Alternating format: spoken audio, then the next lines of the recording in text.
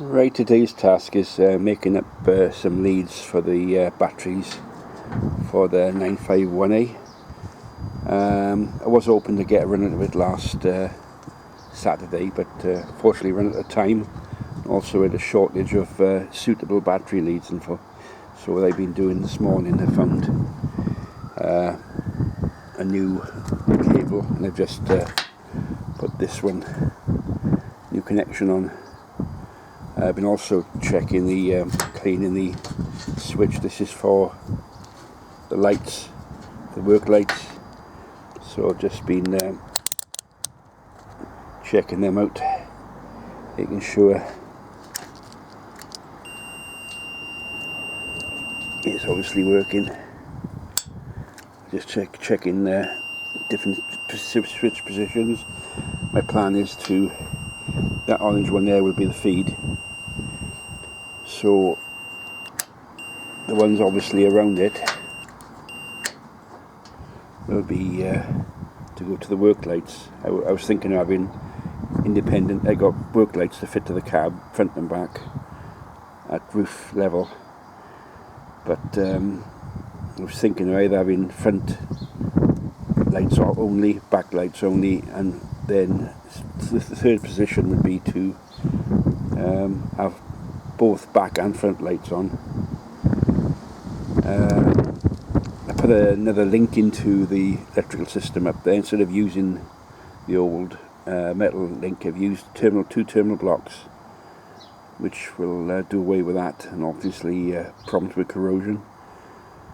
The original position was 3 fuses in the box for lights, heaters, and etc. But the new fuse box I fitted has got five fuse holders, so I can add additional things if I wanted to, like a horn or anything like that.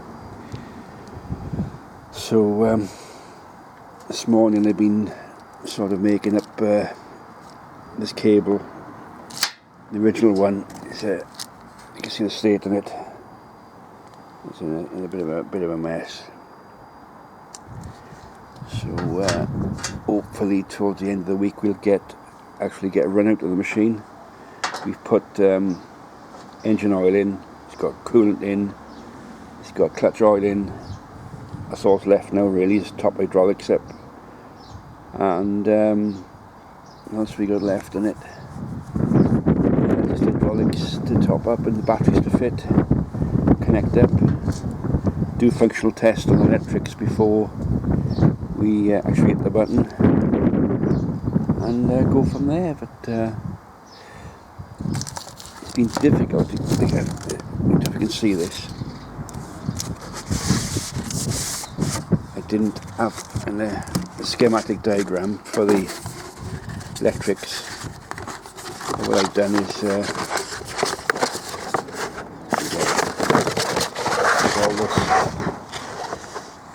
this is actually a photograph taken off another machine of this electrical system, and I've had it enlarged into a photographic format so I can follow all the cables,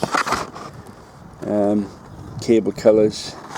As you can see, this one originally had 2 links on that bit there, that one and that one's a link. These are fuses, but I've done away with them and put a terminal block in, and those, it's increased from 3 fuses to 5 for the additional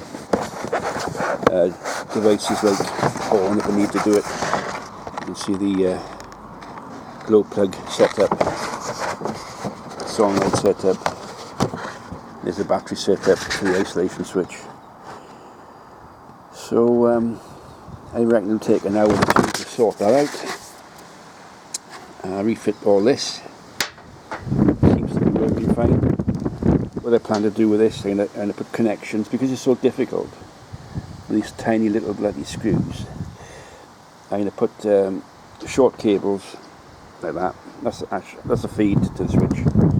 Put short cables in into a terminal block like that. And the terminal block can be held outside the actual dashboard, and can make connections on outside the dashboard.